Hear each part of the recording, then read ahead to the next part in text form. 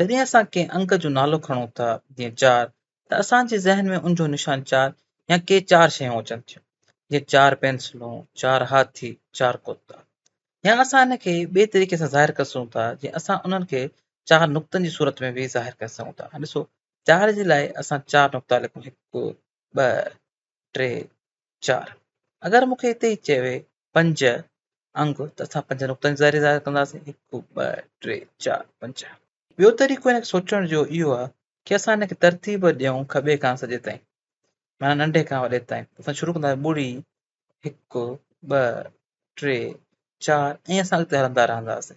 हाणे इहो असां केतिरो बि अॻिते हलंदा रहूं इहो सभु अणखुट थींदो, माना फॉर एवर, माना इहो खुटंदो कोन। असां हाणे कमु छा कयोसीं त असां इन अंगनि खे तरतीब ॾिनीसीं, ॿुड़ीअ खां शुरू कयासीं ऐं सॼे पासे ते अॻिते हलंदा रहियासीं। हाणे जॾहिं असां ॿुड़ी खां शुरू कयासीं त इहे सभु थी विया असांजा होल नंबर्स यानी सॼा आदत।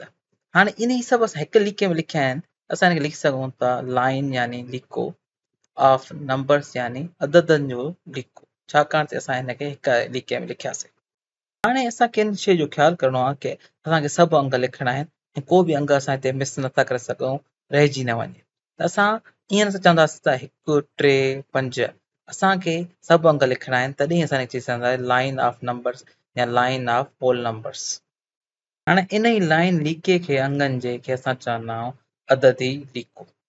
हाणे ही ॿी ॻाल्हि न आहे, असां इन्हनि खे सिर्फ़ु तरतीब में लिखी करे असां अददी लीको चवंदा आहियूं। हाणे मां अददी लीको हिते ठाहियां थो, हिन तरीक़े सां हिन खे ठाहिबो।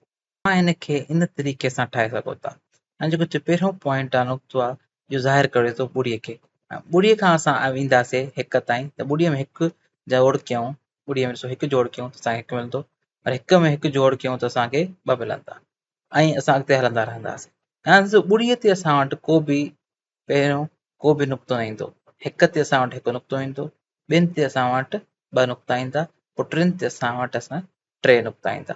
असां ईअं ई अॻिते हलंदा रहंदासीं। हाणे हिन खे फॉर एवर ज़ाहिर करण लाइ असां हिन जे आख़िर में हिकु तीर ठाहींदा आहियूं। जो तीर ज़ाहिर कंदो आहे कि इहो लीको अठनि ते रुकिजे नथो, बल्कि इहो हलंदो रहंदो अॻिते, जेतिरो बि तव्हां अंग सोचे सघो।